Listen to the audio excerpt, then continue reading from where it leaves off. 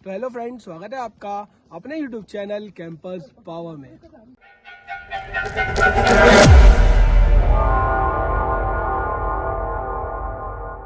Friend, आप सभी को पहले तो ऑल द बेस्ट, क्योंकि अगर आप ये वीडियो देख रहे हैं ना तो इसका इनडायरेक्टली कहीं ना कहीं यही मतलब है कि आप लोग या तो प्लानिंग कर रहे हैं केदारखंड जाने की, या आप जानना चाहते हैं कि वहाँ का वेदर क्या है और क्या क्या आपको चीज़ें रखनी है अपने साथ। तो फ्रेंड, इस वीडियो में मैं आपको पहले यही बताऊंगा कि भाई वहाँ जाने से पहले आप क्या क्या चीज़ें ध्यान में रखें और वहाँ जाते वक्त क्या क्या नेसेसरी चीज़ें हैं जो आपको लेके जाना चाहिए, जिससे आपको वहाँ पे इतनी प्रॉब्लम फेस ना हो।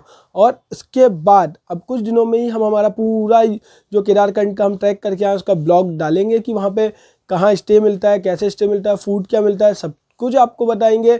लेकिन उससे पहले अगर आप चैनल पर नए हैं तो चैनल को ज़रूर सब्सक्राइब कीजिए और बेल नोटिफिकेशन को हिट कीजिए।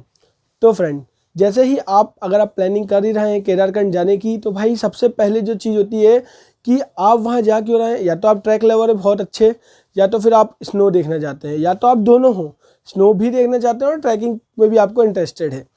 तो भाई मैं यह बोलूँगा कि आप पहले वेदर फोरकास्ट को ज़रूर देखिए। और ऐसा नहीं कि वहाँ दिखा रहे हैं कि 25 दिसंबर को स्नो होगी और आपने 25 की जो है टिकट्स करा ली। फ्रेंड, ऐसा कीजिएगा अगर आप कभी भी जाएं ट्रैकिंग पे कहीं पे भी, और अगर आप खासकर स्पेशली केदारखंड जा रहे हैं, तो मेरा पहला सजेशन यही रहेगा कि आप वेदर फोरकास्ट में ये देखिए कि स्नो गिर गई है। देन स्नो गिरने के 1-2 दिन बाद का आप प्लान कीजिए, तो आपको स्नो ज़रूर देखने को मिलेगी। अब बात आती है कि क्या ये ट्रैक जो है, हमें बोला जाता है कि यार ईजी है, मतलब अगर आप किसी कंपनी के थ्रू जाएंगे तो वो यही बोलेगा कि यार ईजी है सर, आप ईजिली कर लोगे। और अगर आप किसी ऐसे इंसान से पूछोगे जो मिड से ही वापस आया होगा, वो कहेगा भाई बहुत हार्ड है। तो क्या ये ईजी है या हार्ड है? देखो, इट्स डिपेंड ऑन यू भाई, कि अगर आपने कभी पहले ट्रैकिंग की है या आपको मालूम है कि आपका स्टेमिना कैसा है, या आपको ऐसी कोई मेडिकल इशू नहीं है, जैसे कि मान लीजिए अगर आपको सांस लेने की कोई इशू है, या फिर अस्थमा है, या फिर आपको शुगर लेवल आपका बहुत हाई रहता है या बीपी रहता है, तो आपके लिए डिफ़िकल्ट हो सकता है लास्ट डे जब हम समिट पे चढ़ते हैं। उससे पहले आप लोग को इतना नहीं लगेगा। तो भाई अगर आपको देखिए कोई भी मेडिकल इशू है तो इतना रिस्क मत लीजिएगा। अगर आप अपनी प्रॉपर मेडिसिन लेकर जाएंगे तो इट मे बी पॉसिबल कि आपको प्रॉब्लम ना हो। बट वहाँ पे जो टेम्परेचर होता है वो होता है -5 से नीचे ही होता है। मीन्स मैं जब था तो हमारा जो टेम्परेचर था -10 -15 रहा था। समिट पे पहुँचते पहुँचते -15 तक चला गया था।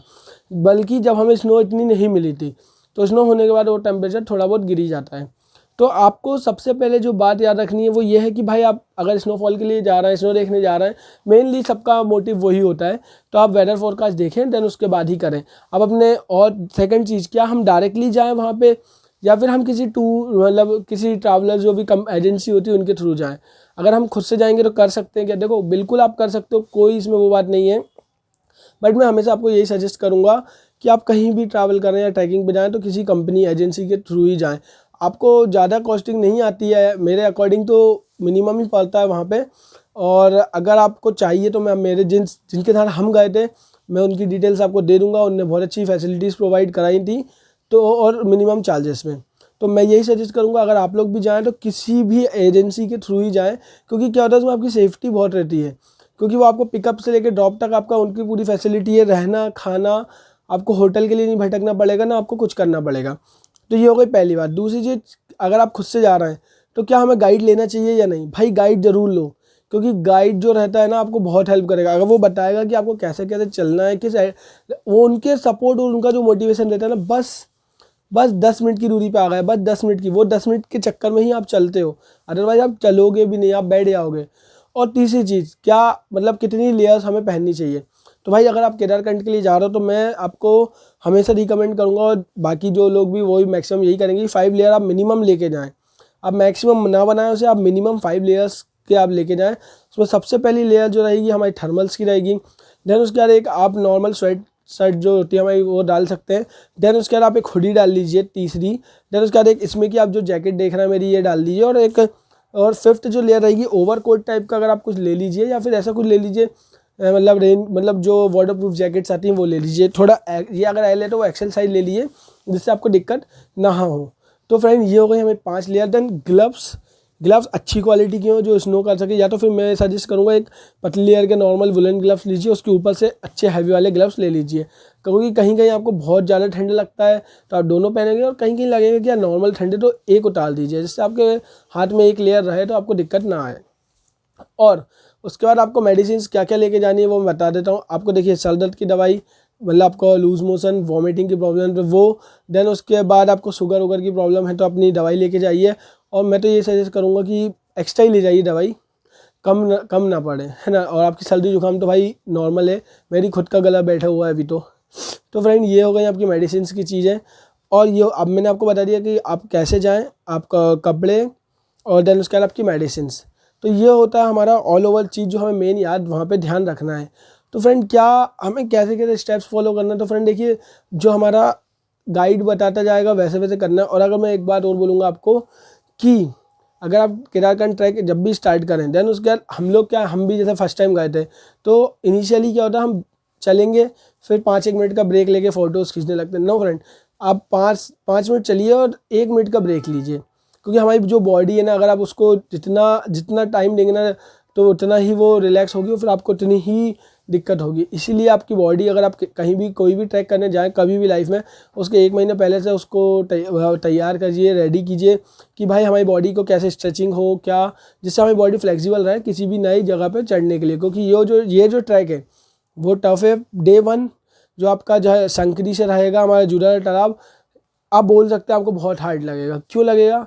उसका रीज़न ये है कि आपकी बॉडी कभी इतना चली नहीं होगी, इतने मतलब जो एरिया रहता है उस पर चली नहीं रहती, तो हमारे काप्स में और थाइस में और जो हमारी मसल्स हैं वो खिंचने लगती हैं।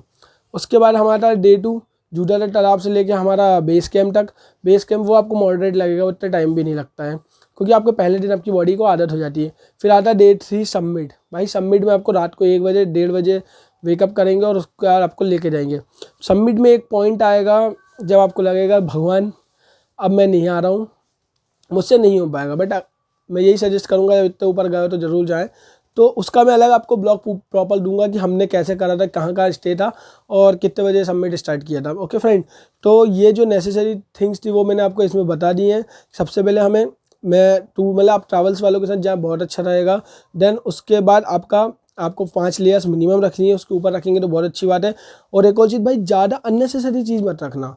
जैसे एक मतलब खाने का, देखिए घर से आप लेकर आए बहुत अच्छी बात है, जैसे जस्ट लाइक हमारा नमकीन होता है, मटरी होती है, ये जो चीज़ होती है ना हम चलते चलते खाते हैं, ये सब लाओ अपने घर से, क्योंकि वहाँ पे आप लोगे आपको बहुत महंगा पड़ेगा, दिक्कत भी होगी।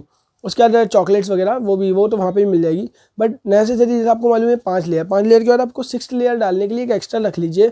अदरवाइज आप एक्स्ट्रा नहीं लाएं कि आज मैं डे 1 पे ये कपड़े पहनूंगा, डे 2 पे ये कपड़े पहनूंगा फ़ोटो खिंचवाने के लिए। ऐसा कुछ नहीं होता, वहाँ जाके आपको ऊपर से ही पहनना रहता है। आप चेंज करोगे ना तो जो आपका जो बैग है वो आपको ही उठाना है, लेकिन अगर आपको नहीं उठाना तो उसके अल्टरनेटिव्स वहाँ रहते हैं, आप म्यूल्स को दे सकते हैं। बट अगर आप खुद से उठाने की सोच रहे हैं तो एक्स्ट्रा फालतू की चीज़ें ना लाएं। तो फ्रेंड ये आई होप आपको समझ आ गया होगा कि आपको केदारखंड जाने से पहले क्या क्या चीज़ें नोटिस करनी है, वहाँ का टेम्परेचर और जो कि आपका स्नोफॉल का वेदर फोरकास्ट वगैरह आपको देखनी चाहिए, और क्या क्या चीज़ ले आनी चाहिए। लाइक आपका मैंने बता दिया 5 लेयर्स, मेडिसिन, और आप किस कंडीशन में तो आप जाइए, क्योंकि अगर आपको ज़्यादा बीमारी से हैं तो ना जाए, मतलब बीमारी है तो ना जाए, क्योंकि भाई ये ट्रैक थोड़ा सा टफ तो है। जो अगर पहली बार कर रहा हो, पहली बार नहीं भी कर रहे ना लोग, हमारे साथ ऐसे लोग भी थे जो पहली बार नहीं कर रहे थे, वो भी रुक गए थे आधे में, क्योंकि एक टाइम पे अगर किसी को सच में सांस की दिक्कत है तो भाई वो इसको इग्नोर करे, ट्रैक को कहीं और जाए, क्योंकि एक टाइम पे जाके आपकी सांस इतनी फूल जाती है कि अब आपको लगता है कि भाई अब मुझसे नहीं हो पाएगा। बट फ्रेंड करिएगा ज़रूर अगर आप जाएंगे तो। और बाकी मैं डिमोटिवेट नहीं कर रहा हूँ, मैं आपको बता ही रहा हूँ कि ऐसा होता है इसलिए। बाकी फ्रेंड आई होप आपको ये मेरी जो भी बातें मैंने बताई हैं इन्फॉर्मेटिव लगी हैं, क्योंकि यही सारी चीज़ें हमें पहले से नहीं पता थी, तो मैंने सोचा आप लोग को बता देता हूँ। आप लोग को हेल्प मिलेगी इससे। और अगर आप चैनल पर नए तो चैनल को जरूर सब्सक्राइब कीजिए और बेल नोटिफिकेशन को हिट कीजिए। इसके बाद हम हमारा पूरा ब्लॉग भी डालेंगे कि हमारे का टूर कैसा था, हमें कितनी बर्फ़ मिली और कैसा वहाँ का व्यू था, और कितने लोग थे जब हमने समिट चढ़ना चालू करा, और कितने लोग पहुँचे, और क्या क्या वहाँ पे हादसे हुए। हादसे का भी मैं आपको बताऊँगा, बहुत ही मतलब ऐसी ऐसी चीज़ें हुई हैं वहाँ पे कि आप लोग डरो ना, बट स्टिल हाँ जो रियलिटी है वो तो मैं बताऊँगा।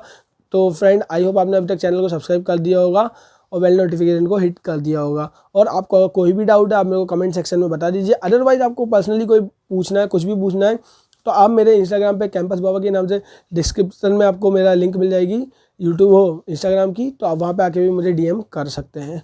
और फ्रेंड अगर आपको कोई भी दिक्कत है तो मैं सारी चीज़ें आपकी रिसॉल्व करूँगा। और भोपाल से अगर कोई जा रहा है तो वो तो डायरेक्टली मुझे कांटेक्ट कर सकता है मेरे पर्सनल इंस्टा पे भी, तो मैं उसकी तो मतलब बाकी सबकी भी करूँगा, और उसको तो भाई फिर अपन मिलके सॉर्ट आउट करेंगे सारी चीज़ें। तो फ्रेंड मिलते हैं अगले वीडियो में, जब तक के लिए धन्यवाद। जय हिंद, जय भारत।